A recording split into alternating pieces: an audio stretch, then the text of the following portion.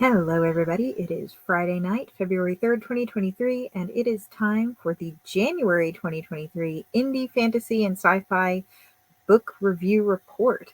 This is USA Today best-selling dark fantasy author Katherine D. Graham, and tonight I have 4 must-read books for your TBR lists if you're looking for new reads for the new year. Let's jump right in with my very first 5-star read of 2023. This is A Sea of Blood and Tears by J.K. Divya. This is a dark, epic fantasy story featuring Selkies and one other version of shifters. But while there are shifters in this world, the romance is only a side plot, and this is not a book for romance lovers who have to have a happily ever after.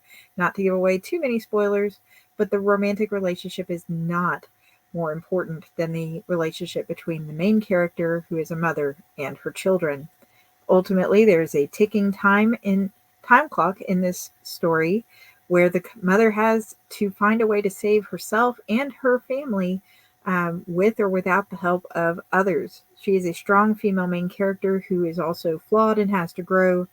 And as a debut novel, I have to take my hat off to the character development in this story. It gripped me and broke my heart and actually brought me to tears a couple times, which, as you guys know, is very, very difficult to do. I think only 2 or 3 other books have ever made me cry that I've shared on my review report.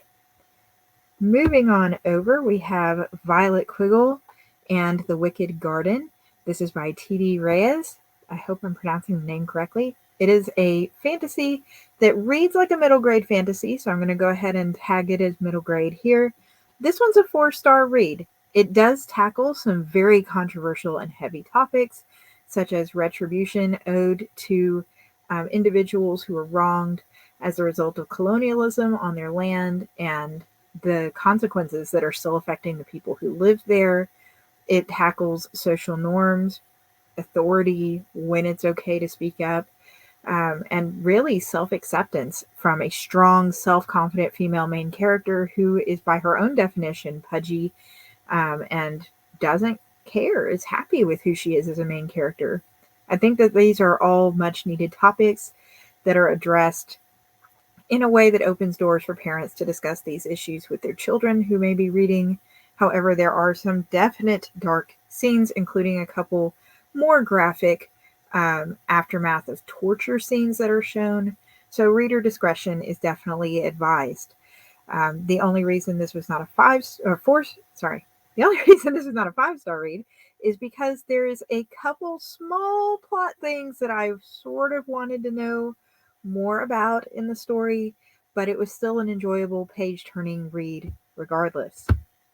The third read of January was Eliane's Locket.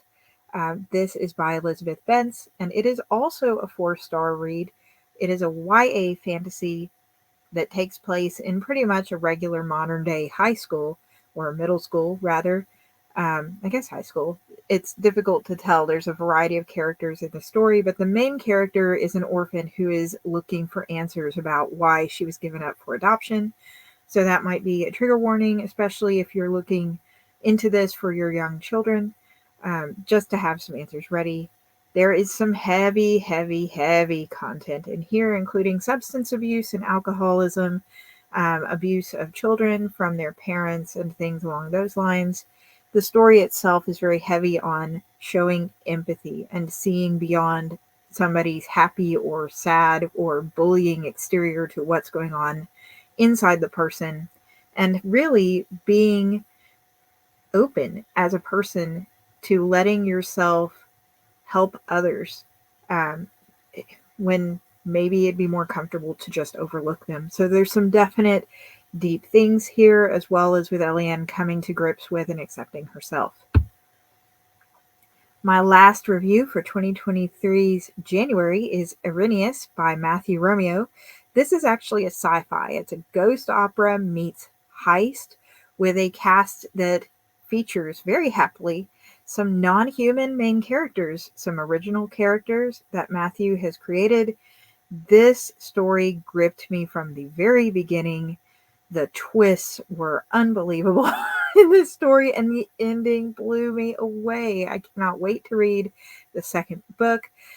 There is a romantic side plot that begins to develop in this book, but it is a slow burn. Don't go expecting any heavy steam in this tale. Speaking of Irenaeus, the author, who is not sponsoring this video in any way, by the way, and doesn't know I'm going to be sharing this, has a Kickstarter running right now for the audiobook of Irenaeus.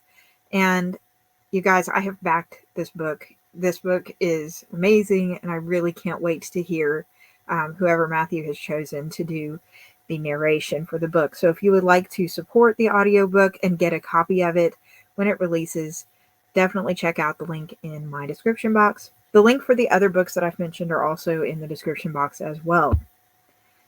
Coming up in February 2023, I have several books that I will be writing reviews for this month and coming back to share with you guys, including Shadow of the Arisen by Paul Yoder, A Tangle of Sleuth and Thief by J.S. Locker, Dawn of Assassins by John Cronshaw, Panthera by Andreas Bosch, and Wolves of Honor by Charlotte Murphy.